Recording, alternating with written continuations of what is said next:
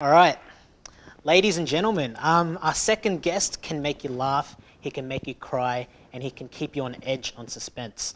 He started off as an extra in the background and now has become an actor, sorry. He has been nominated and has won 9 Academy Awards. So please, guys, give it up for the one and only Michael Wang. Michael. Hello, how are you? What's going on, man? Good to see you. Good to finally have you on the show, Michael. I'm watching your show lately. It's been getting really good.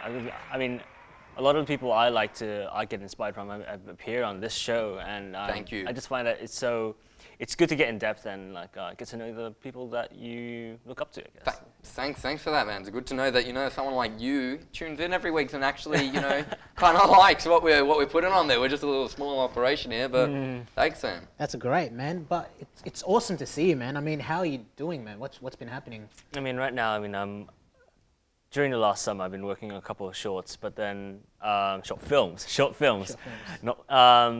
It's been really busy. I mean, finished my last one. It's called Look Into the Eye. I mean, it features some couple other. I think that I like to look at them and call them underground artists. I mean, some of them artists, and they also do acting on the side. So we try to get people, like in the music industry, you try to get people out and try to get people noticed and seen and get signed by companies. Yeah. And I like to work for small projects and small acts. Yeah. Man, that's great to hear. Now, correct me if I'm wrong, but you are a Melbourne boy. You grew up here in Oz, kind of like Dan and the rest of us. Yeah, it was just Melbourne, and So sorry about that. So I've just got to ask now, if you're comparing then and now, like, what's it like having a life of fortune and fame and like the glamour of LA and Hollywood, man? Like, what's all that like compared to waiting for the metro to come through to Melbourne Central? the metro, yeah. Well, I wouldn't talk down on Melbourne that much. I mean, despite the weather, I mean, it did have to get through the rain, but if you think about it, I don't know if you've ever been to LA. I mean, your last season, I remember you did a show there, right? Yeah. But what happened is that it's just the traffic's just terrible there. It's just LA traffic is worse than anything you can imagine in Melbourne. I'm like, you should feel fortunate, even if you have to stand on the train to arrive to your destination. I mean, I remember I used to do that, but once I hit LA, I was like, oh yeah, this is gonna be awesome, hot weather, hot girls, everything. But then, just the weather, just the traffic.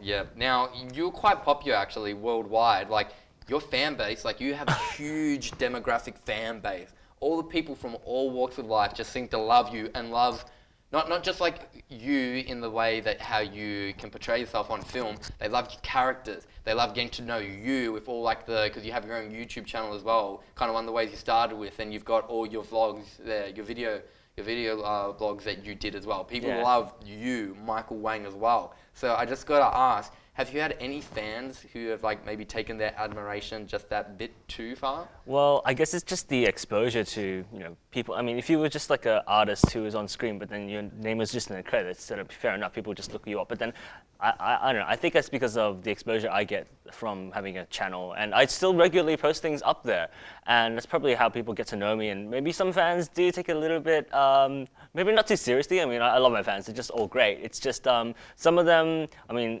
some of them, they just. I get so many hugs.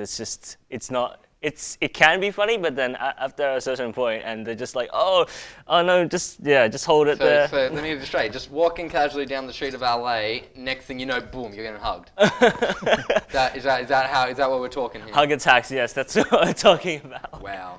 That's crazy. So tell me something, man. I mean, you got to be honest with me. Like, from all your success from acting, being up there, I mean, what made you decide that acting was something you wanted to pursue? Well, I guess it was just something I had a passion for. It's not like that. I mean, you develop it slowly. I mean, I remember I was really shy when I was younger, but then it's just like I had some friends at the time when I was starting out in drama. And it's just like, oh yeah, you should definitely do this. I mean, you're pretty good, And then I just thought, this would be a good thing to try out. I mean, like, I didn't want to have a desk job. It's just not fun that way. So I wanted to go into the direction I thought was right, and somehow this just led me to where it's come. I mean, like, look at Dan. Like, this is the same kind of thing that we've got going on. Yeah, exactly. Yeah. Wow, that's very inspiring to hear, man. Yes, I totally feel that's quite like you and your story. It's just quite incredible. Now, moving on to something the fans might not like. The little spiff, the little rumors about the little spiff you had on set with the director, Steven Spielberg. At your last film, where you were rumored that you allegedly... How did you hear that? were allegedly storming off set after having some strong words? Is strong the right word? Strong words with Spielberg? Strong words. You could say strong words. I mean, I'd like to think that we're all mature enough here to respect the fact, as you're under pressure, I guess in the film industry especially, it gets a little bit hard sometimes, especially when I have apologized to Spielberg himself. I mean, he's quite I wouldn't say lenient, he's just understanding in that way. He understands that, if you're under pressure and you're doing a couple of jobs at a time, it just, sometimes you just pop and, I don't think it's anything to be too serious about. I'd like to be relaxed about it. I mean, some of my fans have kind of taken it the wrong way, but yeah, I'd like to let them know that it's all right. It's all right. So everything's blown over now. You're not going to have any of the Spielberg fans crossing over saying, "Oh, that Michael Wang, you got our Spielberg." Man, all rumors aside though, is there any project or films that we should be on the lookout for right now? Well, there is one. I think all I can give you, I mean, like David Webb, he's directed, but he won't be too happy if I reveal too much. But I think I can just give a snippet, just the title. Title, yeah.